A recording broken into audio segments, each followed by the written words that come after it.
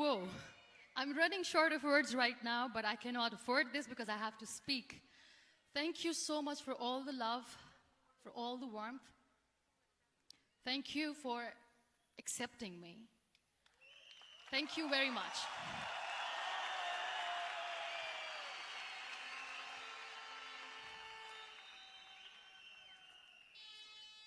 Well, I always start my talk with a disclaimer. And that disclaimer is that I've never claimed to be a motivational speaker. Yes, I do speak, but I feel more like a storyteller because wherever I go, I share a story with everyone. Well, it is a story of a woman whose perfectly imperfect life made her who and what she is today. It's the story of a woman who, in pursuit of her dreams and aspirations, made other people realize that if you think that your life is hard and you're giving up on that because you think your life is unfair, think again. Because when you think that way, you are being unfair to your own self. It's the story of a woman who made people realize that sometimes problems are not too big. We are too small because we cannot handle them.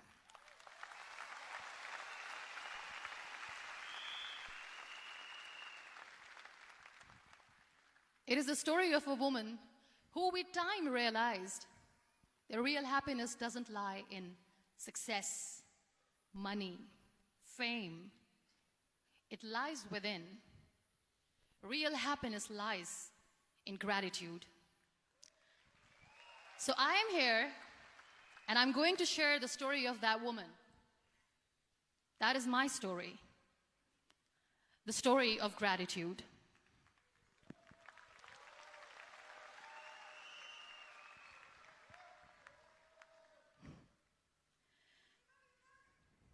I love you too. I love you all. I believe in the power of words. Many people speak before they think. But I know the value of words. The words can make you, break you, they can heal your soul, they can damage you forever. So I always try to use the positive words in my life wherever I go. They call it adversity, I call it opportunity. They call it weakness, I call it strength. They call me disabled, I call myself differently abled. They see my disability. They see my disability, I see my ability. There are some incidents that happen in your life, and those incidents are so strong that they change your DNA. Those incidents or accidents are so strong that they break you physically. They deform your body, but they transform your soul.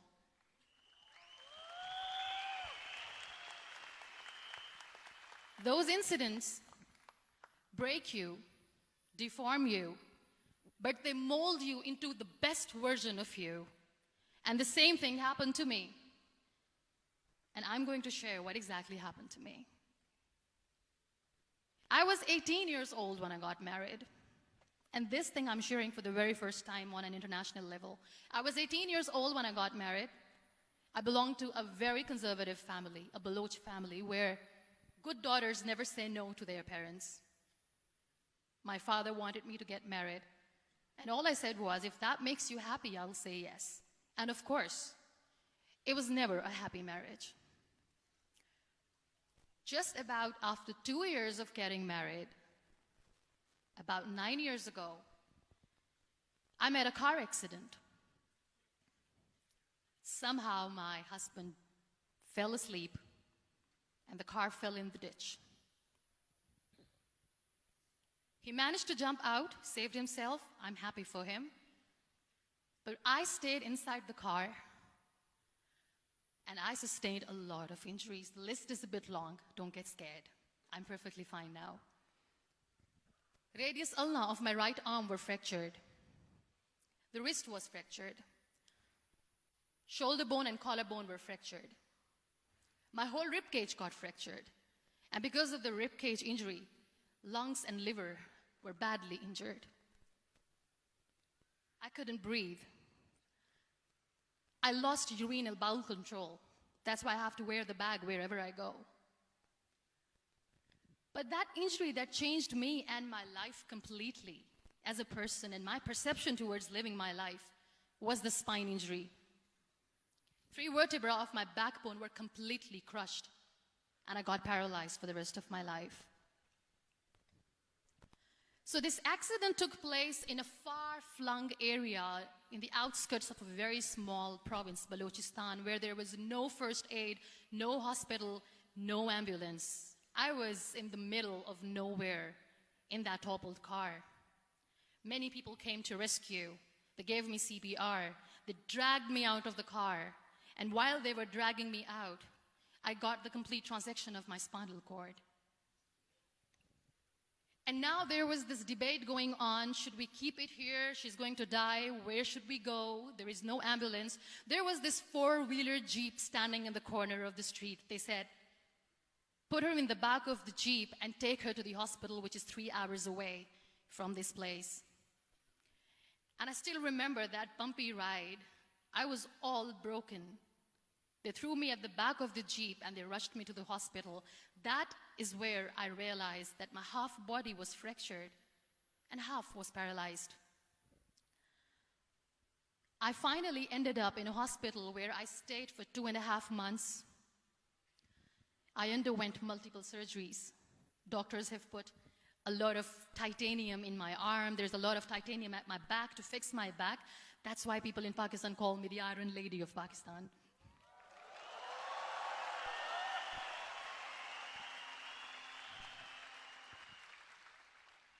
Sometimes I wonder how easy it is for me to describe all this all over again. And somebody has rightly said that when you share your story and it doesn't make you cry, that means you have healed.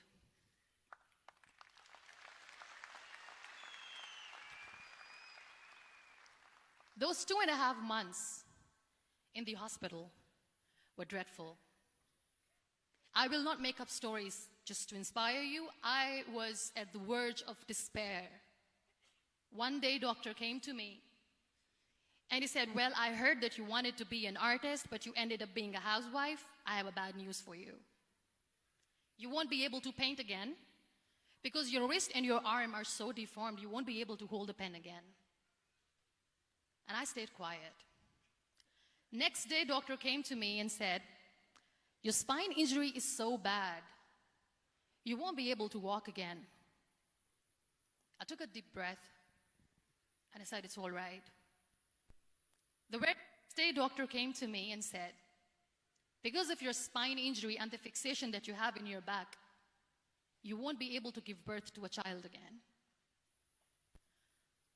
That day, I was devastated. I still remember, I asked my mother, why me? And that is where I started to question my existence. Why am I even alive? What's the point of living? I cannot walk, I cannot paint, fine. I cannot be a mother. And we have this thing in our heads, being women, that we are incomplete without having children. I am going to be an incomplete woman for the rest of my life. What's the point? People are scared. They think I will get divorced. What is going to happen to me? Why me? Why am I alive? We all try to chase this tunnel. We all do this because we see light in the end of the tunnel, which keeps us going. My dear friends, in my situation, there was a tunnel that I had to roll on, but there was no light. And that is where I realized that the words have the power to heal the soul. My mother said to me, this too shall pass. God has a greater plan for you. I don't know what it is, but He surely has.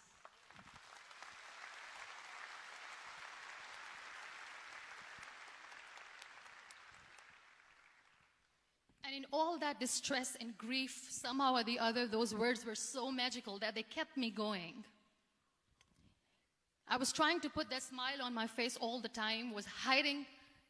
It was so hard to hide the pain, which was there. But all I knew was that if I will give up, my mother and my brothers will give up too. I cannot see them crying with me. So what kept me going was, one day I asked my brothers, I know I have a deformed hand, but I'm tired of looking at these white walls in the hospital and wearing these white scrubs. I'm getting tired of this. I want to add more colors to my life. I want to do something. Bring me some colors. Bring me some small canvas. I want to paint. So the very first painting I made was on my deathbed, where I painted for the very first time. It was not just an art piece or just my passion. It was my therapy. What an amazing therapy it was. Without uttering a single word, I could paint my heart out. I could share my story. People used to come and say, what lovely painting. So much color. Nobody could see the grief in it. Only I could. So that's how I spent 2.5 months in my hospital, crying, never complaining or whining, but painting. And then I was discharged, and I went back home. And I went back home, and I realized that I have developed a lot of pressure ulcers on my back and on my hip bone. I was unable to sit. There were a lot of infections in my body, a lot of allergies. So doctors wanted me to lie down on the bed straight for not 6 months, for not 1 year, for 2 years. I was bedridden, confined in that one room, looking outside the window, listening to the birds chirping, and thinking maybe there will be a time when we'll be going out with the family and enjoying the nature. That was the time where I realized how lucky people are, but they don't realize. That is the time where I realized that the day I'm going to sit, I'm going to share this pain with everyone to make them realize how blessed they are, and they don't even consider them lucky. There are always turning points in your life. There was a rebirth day that I celebrated. After 2 years and 2.5 months, when I was able to sit on a wheelchair, that was the day when I had the rebirth. I was a completely different person. I still remember the day I sat on the wheelchair for the first time, knowing that I'm never going to leave this, knowing that I won't be able to walk for the rest of my life. I saw myself in the mirror, and I talked to myself. And I still remember what I said. I cannot wait for a miracle to come and make me walk. I cannot sit in the corner of the room crying, cribbing, and begging for mercy because nobody has time. So I have to accept myself the way I am. The sooner, the better. So I applied the lip color for the first time.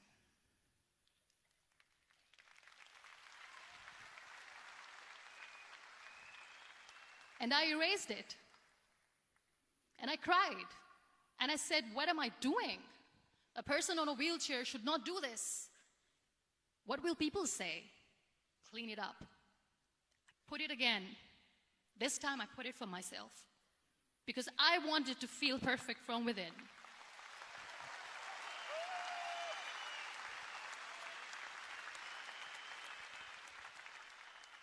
And that day I decided that I'm going to live life for myself.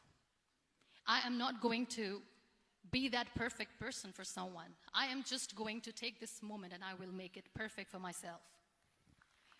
And you know how it all began? That day I decided that I'm going to fight my fears. We all have fears. Fear of unknown, fear of known, fear of losing people, fear of losing health, money. We want to excel in career, we want to become famous, we want to get money. We are scared all the time. So I wrote down one by one all those fears. And I decided that I'm going to overcome these fears one at a time. You know what was my biggest fear? Divorce. I couldn't stand this word. I was trying to cling on to this person who didn't want me anymore, but I said no. I have to make it work. But the day I decided that this is nothing but my fear, I liberated myself by setting him free. And I made myself emotionally so strong that the day I got the news that he's getting married, I sent him a text that I'm so happy for you and I wish you all the best. And he knows that I pray for him today.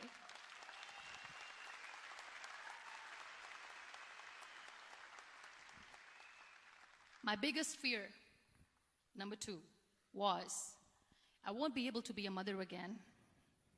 And that was quite devastating for me.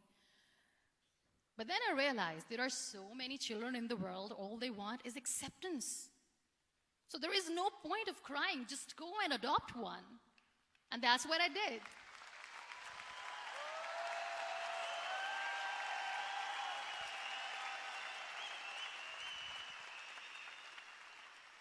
I gave my name in different organizations, different orphanages. I didn't mention that I'm on a wheelchair, dying to have a child. So I just told them that this is Muniba Mazari and she wants to adopt a boy or girl, whatsoever, but I want to adopt a kid. And I waited patiently. 2 years later, I got this call from a very small city in Pakistan. I got a call and they said, "Are you Muniba Mazari? There is a baby boy and would you like to adopt?" And when I say yes, I could literally feel the labor pain. I said, yes, I am going to adopt him. I am coming to take him home.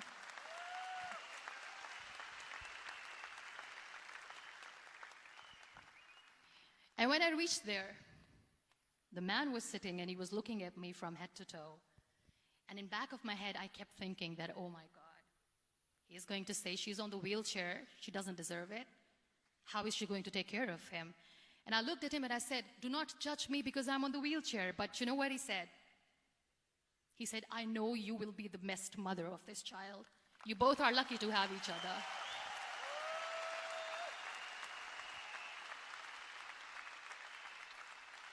And that day, I was 2 days old, and today he's 6.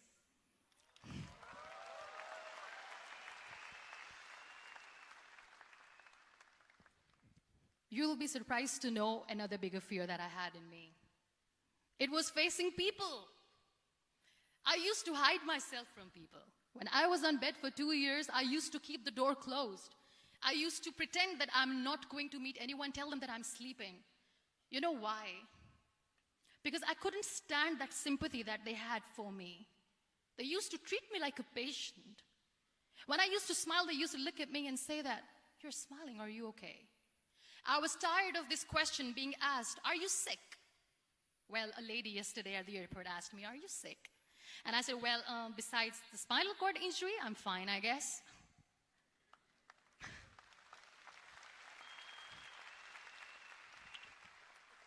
But those are really cute questions. They never used to feel cute when I was on the bed. So I used to hide myself from people, knowing that, oh my God, I'm not going to see that sympathy in their eyes. It's all right. And today I'm here speaking to all these amazing people because I have overcome the fear.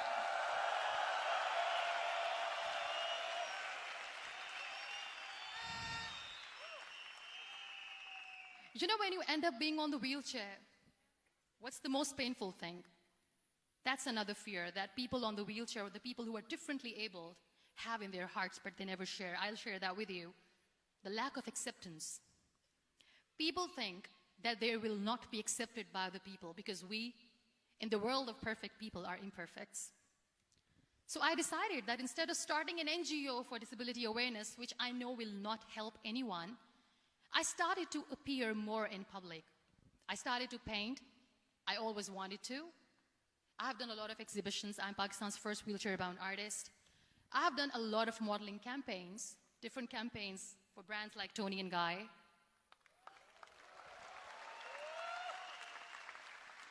I have done some really funny, breaking the barriers kind of modeling.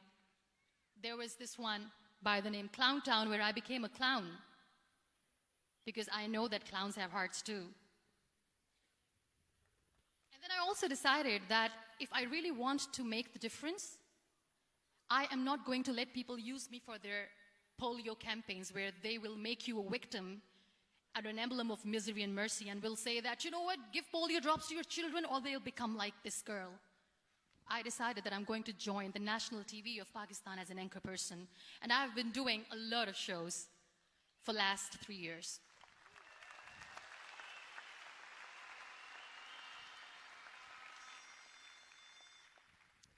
So when you accept yourself the way you are, the world recognizes you.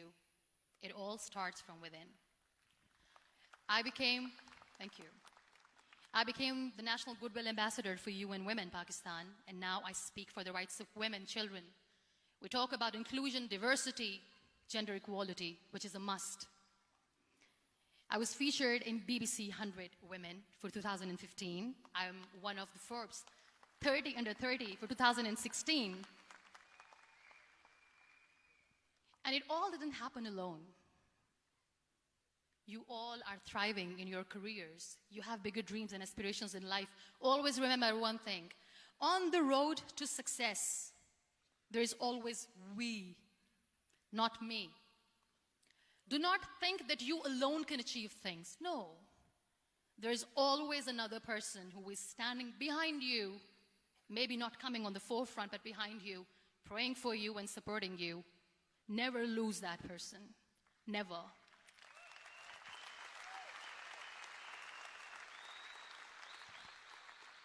No matter how much I say that I couldn't find a hero, so I became one, I still want to recognize those 3 people in my life who literally changed my life completely, and I get inspiration from them every single day. Waleed Khan. Many people know about the terrorist attacks in Pakistan. We have lost many people. And I'm sharing this with a very heavy heart because we actually have lost a lot of people in this huge turmoil of terrorism. These people are barbarians. They do not see people. They're even worse than animals. They have killed people in mosques. They have killed people in churches, temples, even in schools. There was this terrorist attack in Army Public School, Peshawar, where these terrorists entered in an examination hall and they killed our children. And in that attack, that day, this beautiful boy, Waleed Khan, who was my hero, my real life hero, was the proctor who was taking care of the students, was keeping an eye on the students. Those barbarians shot him 3 times in the face, 5 times on his body, and he fell down. I was asked to give a talk in the school after a week of that terrorist attack. With a very heavy heart, I went there and I spoke. We sang a few national songs. I thought that maybe I've done my part, but deep inside, it was killing me. I could see children injured. I could see children sitting on the wheelchairs, looking at me, wondering, what next? What was our fault? Just because we were here to give examination, we have been shot. So many people, so many children lost their friends. Their classrooms were empty. The next day they went to the classroom. So this kid, Waleed Khan, I was asked that he is in a hospital right now, and you have to go and see him and motivate him and tell him that it's going to be okay. And when I saw Waleed Khan coming on the wheelchair for the first time in front of me, face was all deformed. His leg was fractured, his arm was fractured. He couldn't talk, he lost his teeth. He cannot sneeze, he cannot smell. He cannot eat. And I kept thinking, what should I say? That everything is going to be all right? No, nothing is all right. And while I was juggling with the words, what to say, what not to say, this beautiful child, Waleed Khan, came to me and he said, "Are you Muniba Mazari?" I said, "Yes." He said, "Baji, let's take a selfie."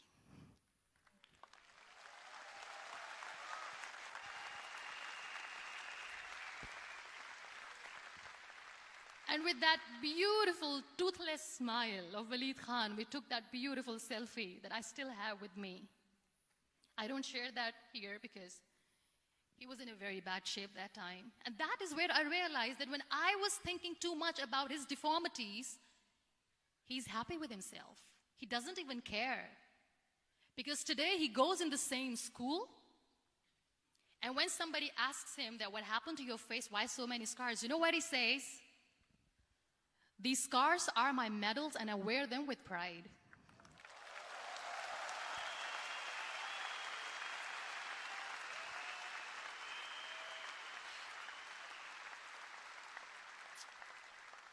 And how beautifully he says the terrorists wanted me not to study. I am going to study. I will become a doctor one day. And this is my way of taking revenge from those terrorists. Another real-life hero, of course, my son. His name is Nile, N-I-L-E, River Nile. I learned so much from this kid. The first and foremost thing is patience. How to be patient when you know that your mother cannot walk, when you know that your mother is different from the other women, when you know that your mother cannot go out and play with you, how to stay calm. He loves football. And when we got the very first football, he was 4 years old. He was super excited.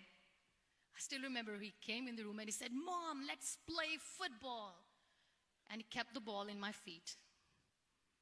And he said, "Let's kick it." And that day I felt disabled. I said, "I cannot kick the ball." And I was down with the same face. He looked at me and he said, "Well, that's all right. Your legs are not working, but your hands do. Let's play catch the ball."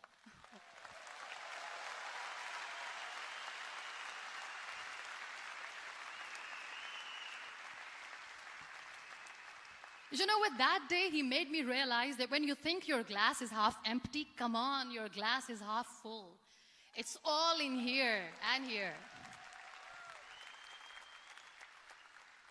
Last but not least, the woman who made me realize that heroes have no gender. The woman who believed in me even when I was completely at the verge of despair, where everybody left, she was there. And every time I looked at her, without saying anything, she used to look at me and said, "This too shall pass. God has a bigger plan. And one day you will say that, oh my God, that is why God has chosen me." She never cried in front of me. She has always said that there will be haters, there will be naysayers, there will be disbelievers, and then there will be you proving them wrong. My mother.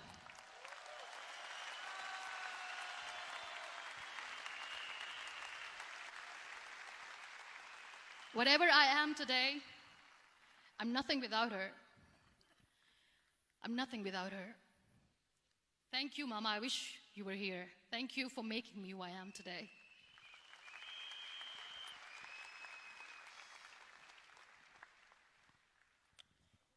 You know what? We human beings have a problem. Out of many problems, there is one more, and this is self-created one. We always expect ease from life.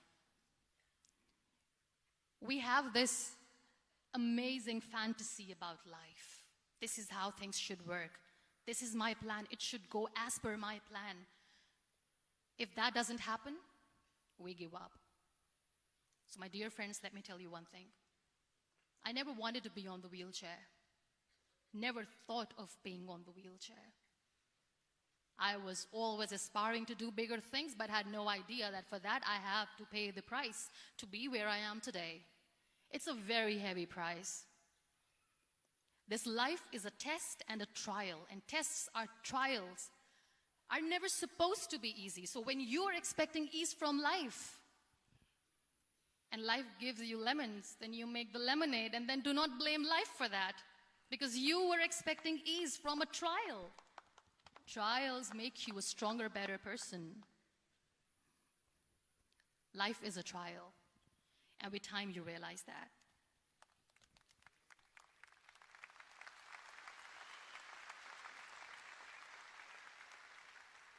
It is okay to be scared. It is okay to cry. Everything is okay, but giving up should not be an option. They always say that failure is not an option. Failure should be an option, because when you fail, you get up, and then you fail, and then you get up, and that keeps you going. That's how humans are strong.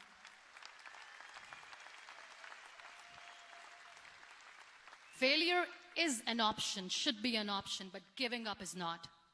Never. We have this thing in minds. We call it perfection. We want everything perfect. We want ourselves to be perfect. There is this image in our head about everything. Perfect life, perfect relationships, perfect career, perfect amount of money that we need to earn no matter what. Nothing is perfect in this world. We all are perfectly imperfect, and that is perfectly all right. That's all right. We were sent here not to become the perfect people. Those people who tell you how to look perfect, even those people are imperfect. Trying to fight this fear of looking imperfect. I used to be perfect. I still remember. I got this compliment years ago when I used to walk. Oh my God, look at you. You're fair, you're tall, you're perfect. Look at me now. You're still perfect. Only the perfect eyes can see that. Only the perfect eyes will see that. Only the perfect eyes will see that. So yes, in all those imperfections, you have to listen to your heart. You don't have to look good for people. You don't have to be perfect just because other people want you to be perfect.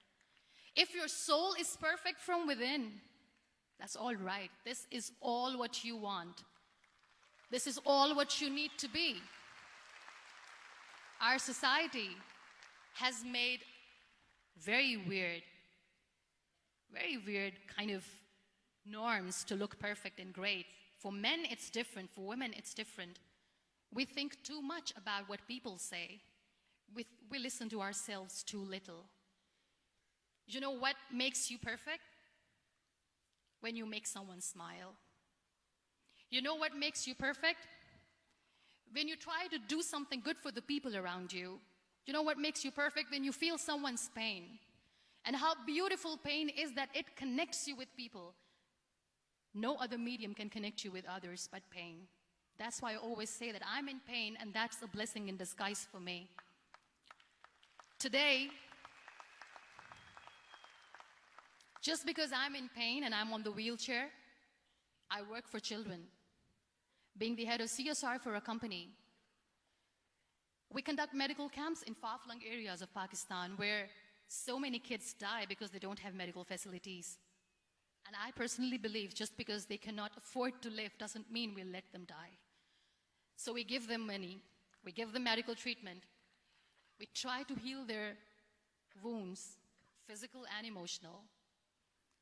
And I also work for the beautiful people, we call them third gender, the transgender community of Pakistan. You know what connects me with them? All my imperfections. When I go and I hug them, they never judge me. And this very good friend of mine, her name is Bijli. Bijli means electricity. She calls herself electricity. And I said, are you electricity? She says, no, I'm lightning. I'm as strong as lightning. Because we have very bad power outage, so she doesn't want me to call her electricity. So she says, I am very strong. I'm thunder, I'm lightning. She came to me, and the first time I hugged her, she said, you are just like me. And I said, yes, I am like you. Because to people, we are so imperfect. So how beautiful these imperfections are, that because of these imperfections, you can connect with people. Then why are we all running after being perfect? What's the point?